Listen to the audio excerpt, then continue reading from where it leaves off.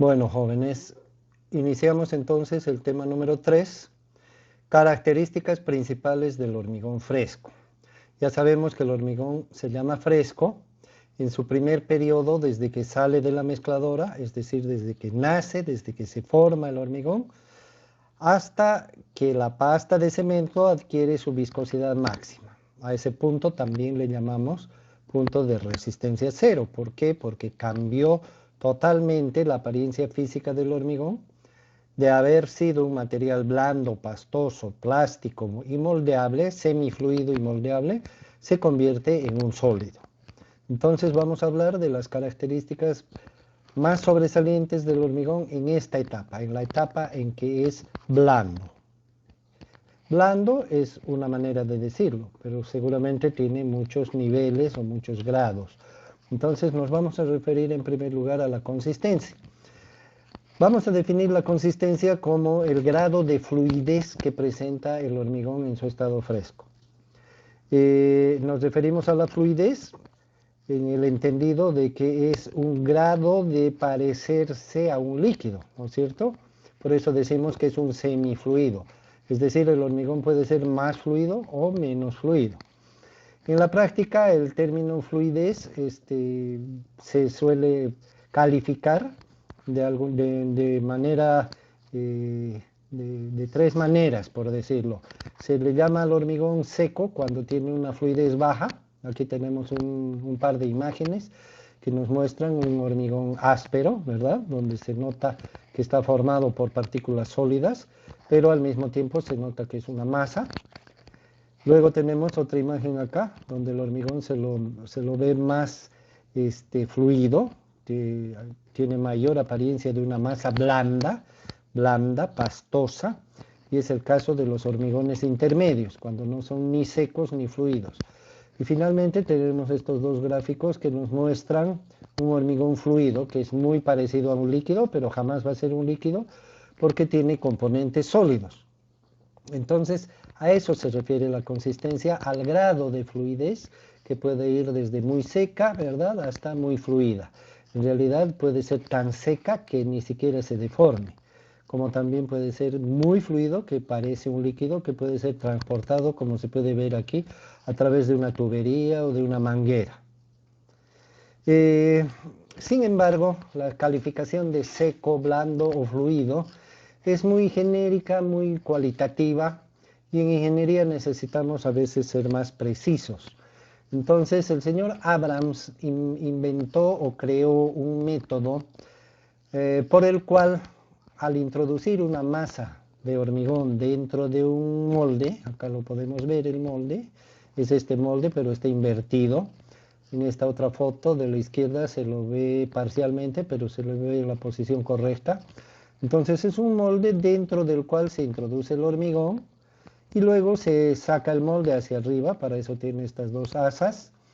Y una vez que sale el molde, que ya no lo contiene al hormigón, entonces obviamente se puede apreciar que el hormigón se asienta, como se ve aquí en la foto, el hormigón se asienta sobre sí mismo, se deforma de acuerdo a su fluidez. Si su fluidez es grande, la deformación será grande. Si su fluidez es poca o el hormigón es seco, entonces se deformará muy poco. Entonces a esta deformación se le llama asentamiento porque es una deformación de arriba hacia abajo.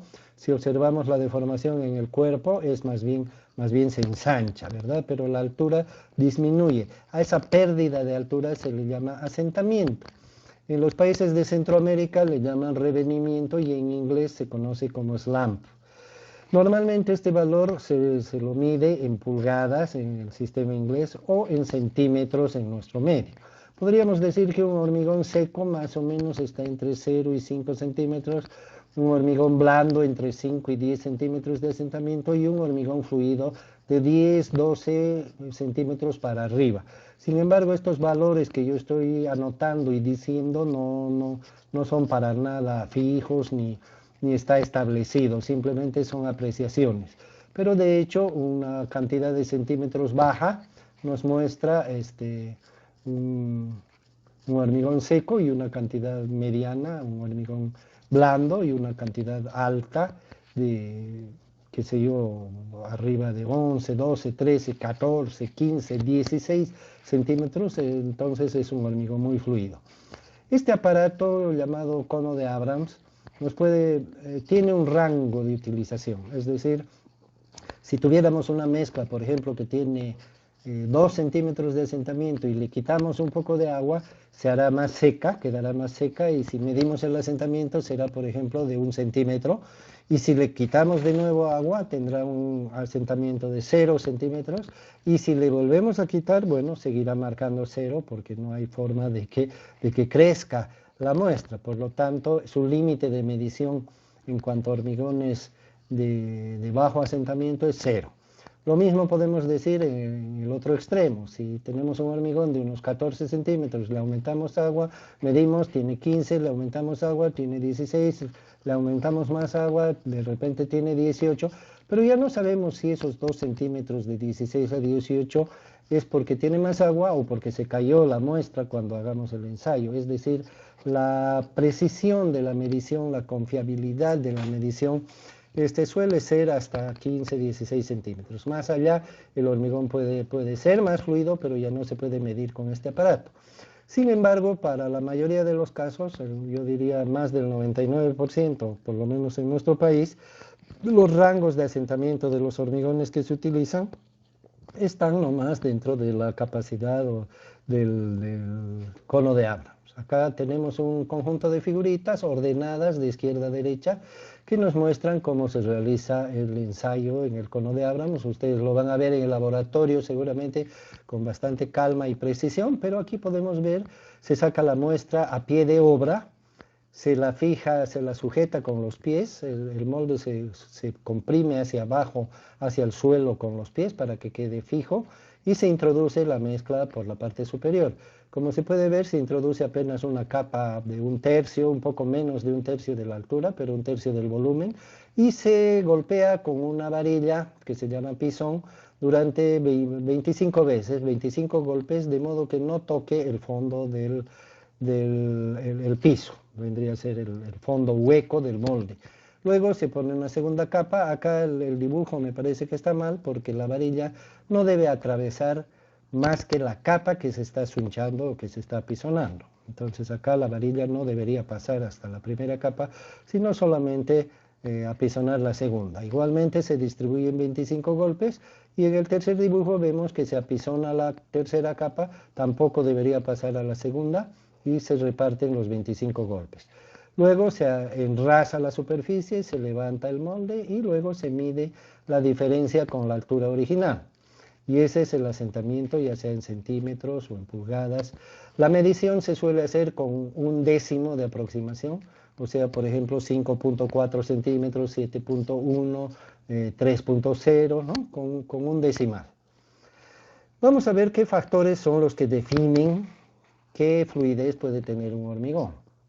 El asentamiento es una medición indirecta de la fluidez, porque en realidad medimos el asentamiento de la mezcla, pero la fluidez es la que hace que se asiente más o se asiente menos. El grado de fluidez está determinado por la relación que existe entre la proporción de agua que le colocamos y los sólidos que contiene el hormigón. Si la proporción es mayor en el agua, no quiero decir comparando de igual a igual, sino si una proporción nos da un asentamiento y aumentamos esa proporción, entonces aumentará el asentamiento, y lo contrario si la quitamos. Entonces esto es lo que define el grado de fluidez. Por lo tanto, de alguna manera se puede regular esta fluidez o este asentamiento en función de la receta, cuánto de agua le ponemos en relación al resto de los ingredientes. Cualquiera diría entonces que, puesto que a mayor fluidez, mayor facilidad para el moldeo, cuando el hormigón está fresco, porque ya hemos dicho de que hay un estado en el cual es más favorable el moldeo y de que se establece en los 30 primeros minutos, justamente porque la fluidez es máxima en ese momento, ya que a medida que pasa el tiempo la fluidez se va perdiendo. Entonces sería muy sencillo ponerle mucha agua para que siempre el hormigón esté muy fluido y podamos hacer el moldeo fácilmente. Sin embargo, tenemos una limitante, que es la relación agua-cemento. acá la tenemos, la relación agua-cemento, es un cociente entre el peso del agua y el peso del cemento. De hecho, esta relación es la que regula la calidad del hormigón endurecido. O sea que si usamos mucha agua, esta relación agua-cemento va a ser más alta y la calidad final del hormigón va a ser más baja. Entonces, esa es la limitante que nos impide usar cantidades excesivas de agua solamente por tener un moldeo fácil. En realidad el moldeo es apenas los 30 minutos iniciales del hormigón, en cambio la calidad final en su estado endurecido va a ser definitiva. Puede ser 20 años, 30, 40, 50 años. Entonces no podemos apostar simplemente por el moldeo y sacrificar la resistencia. Tampoco podríamos hacer lo inverso, porque si hacemos un mal moldeo, obviamente el hormigón no va a tener las condiciones necesarias por más que endure mucho. Va a tener fallas en su masa. Por lo tanto, el ingeniero tiene la obligación de buscar un equilibrio entre estos dos objetivos que se buscan.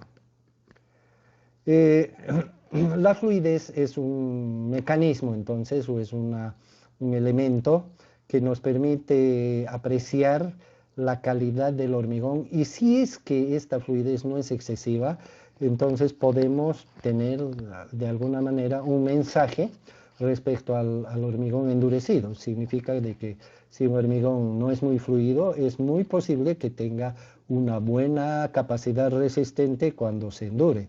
Y el mensaje contrario es cuando vemos un hormigón muy fluido, podemos dudar entonces de la calidad que tendrá en el futuro, cuando llegue a su estado endurecido y a la resistencia esperada. De repente llega, de repente no llega. Justamente ¿por qué? Porque estamos abusando del uso del agua.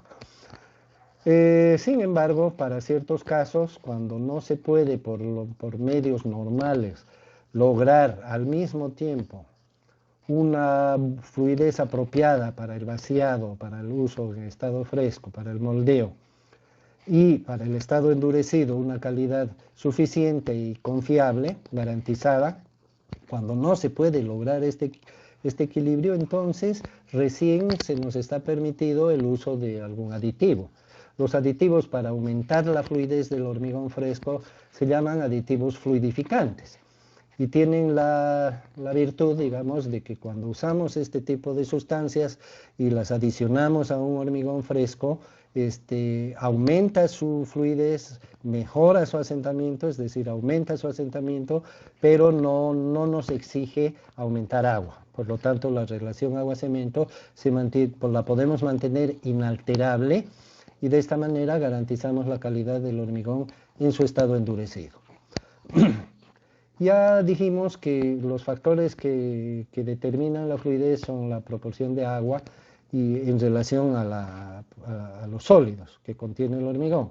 Por lo tanto, tendríamos que pensar de que como el hormigón va cambiando, la viscosidad va aumentando y la fluidez va disminuyendo a medida que pasa el tiempo, eso lo hemos estudiado con la pasta de cemento, por lo tanto, las pérdidas de agua o la pérdida de tiempo, mientras más tiempo pase, la pasta de cemento es más viscosa, el hormigón es menos fluido, por lo tanto, si nosotros queremos no solamente obtener una fluidez adecuada para el moldeo, sino mantenerla durante el tiempo que nos es permitido hacer este trabajo, entonces lo más conveniente es que lo hagamos rápido, porque mientras más tiempo pase, más fluidez perderemos, y también otro factor sería prevenir todos los elementos o todos los factores o todas las causas que nos pueden acelerar las pérdidas de agua, porque si el agua se va perdiendo y el agua es un factor que determina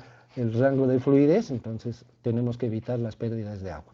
Entonces los factores que afectan a la fluidez, en primer lugar está el tiempo que pasa, a más tiempo, mayor pérdida de fluidez, y también estarán los factores que hacen que el agua se pierda más rápidamente. Entre estos factores está, por ejemplo, el calor, cualquier fuente de calor, o podría ser el sol en condiciones naturales, aunque también podrían haber otras fuentes de calor, ayudan a que el agua se evapore más rápido. Lo mismo las altas temperaturas, ¿verdad? O sea que los lugares cálidos como Santa Cruz, por ejemplo, las altas temperaturas son un factor importante para la pérdida de agua y para que el hormigón la fluidez del hormigón se pierda más rápidamente. Otro factor es los ambientes secos. Ustedes saben que la humedad se transfiere al ambiente y el ambiente a su vez transfiere la humedad que contiene a todo lo que toca o a todo lo que envuelve. Por lo tanto hay un intercambio, ¿sí?, de humedad, y en el ambiente seco la tendencia de que la humedad del hormigón salga al ambiente es mayor. Y finalmente tenemos las corrientes de aire, ya sean artificiales o provengan de los vientos. Son elementos que ayudan a que el agua salga más rápido. Todos sabemos que, por ejemplo, cuando se lava ropa, la mejor manera de hacer que la ropa seque es ponerla al viento, y se la pone extendida, ¿verdad? Entonces, las corrientes de aire también ayudan a que el agua salga más rápido y por lo tanto la fluidez dure menos tiempo.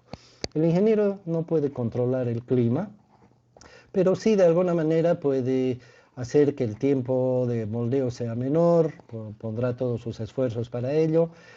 También puede tomar medidas para proteger el hormigón de los factores que hacen que el agua se pierda. Por ejemplo, si está haciendo mucho calor, entonces se puede vaciar en la noche. Esa es una práctica muy común para evitar el calor del sol. Lo mismo las altas temperaturas. Todos sabemos que de día la temperatura es más alta que en la noche.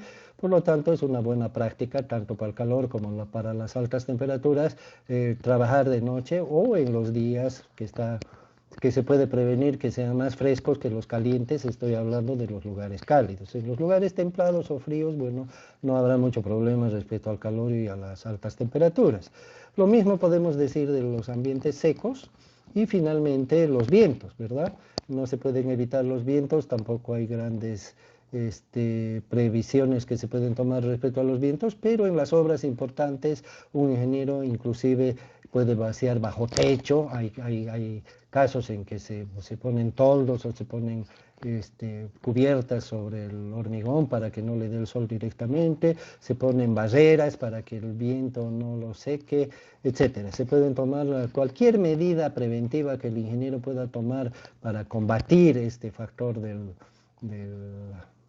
viento o de cualquier otra corriente de aire que pudiera afectar al hormigón. Entonces es favorable para que se mantenga la fluidez lo más posible. Hay que tener en cuenta que no solamente son los factores adversos los que hemos mencionado, porque provocan, ya hemos dicho, la pérdida de agua o se acelera el proceso de pérdida de fluidez, sino que también hay otros factores que no tienen nada que ver con la fluidez directamente, pero que hacen más difícil el moldeo, que hacen más difícil el vaciado, y por lo tanto el ingeniero tiene que considerar también esos factores, ¿verdad? Por ejemplo, para evitar la pérdida de tiempo, lo ideal sería que el hormigón se lo prepare a pie de obra, ¿no? Pero no siempre eso es posible. Algunas veces la mezcladora está muy lejos del lugar donde se tiene que vaciar el hormigón. Bueno, de alguna manera hemos llegado al final del tema, pero yo quiero resaltar la importancia de este tema. Ya hemos contrastado lo que significa la presencia del agua en el estado fresco y la presencia del agua en el estado endurecido, que en el primer caso es favorable, y a todos los que trabajan en el hormigón les encanta que el hormigón tenga la mayor proporción de agua posible. ¿Por qué? Porque la facilidad de trabajo es mayor, el hormigón es más compañero de las actividades. En cambio, cuando le falta agua, es como si el hormigón no se dejara moldear. Y aparte de eso, lógicamente que cuando el hormigón está endurecido, el efecto es el contrario, pero, es decir, la calidad del hormigón baja, pero resulta que cuando la calidad del hormigón baja en estado endurecido, no le afecta directamente a nadie, ni a los que trabajan, ni a los que trabajaron, ni al ingeniero que seguramente ya está de vacaciones, porque generalmente el hormigón endurecido, como ya lo dijimos, entra en servicio a los 28 días o más tiempo. Entonces, las consecuencias de la mala calidad o la calidad defectuosa o riesgosa del hormigón endurecido no se aprecian tan directamente. Sin embargo, son obviamente muy importantes, ¿verdad? Entonces, en los casos en los que no podemos hacer un control adecuado del hormigón endurecido, cuando no tenemos la confianza necesaria en los métodos, vamos a hablar de eso, de los métodos de control, etcétera, pero cuando hay factores que por alguna razón nos hacen dudar de ese proceso, en la etapa del hormigón endurecido, la mejor medida que podemos tomar es ser rigurosos en el uso de la menor proporción de agua posible cuando el hormigón está fresco, es decir, en la etapa del moldeo. Así que un ingeniero que es muy complaciente y que permite que no le preocupa el asentamiento, hay muchísimas obras donde ni siquiera se hace control de asentamiento, hay otras donde sí lo hace, pero lo hace el que prepara el hormigón, por lo tanto nunca se va a autocastigar a sí mismo. Y se permite libremente el uso del agua. ¿Por qué? Porque todos están más contentos. Bueno, es una inseguridad para después, para cuando se haga el control de calidad de la resistencia. Entonces, yo por lo menos me permito recomendar de que se preste bastante atención a este factor, ya que está en nuestras manos el control de la proporción de agua cuando se está vaciando. ¿Sí? Si podemos hacer el contrapeso a todos aquellos que exigen que se utilice más agua, si podemos hacer el contrapeso, estaremos garantizando una mejor calidad en la etapa endurecida, que es la etapa de servicio.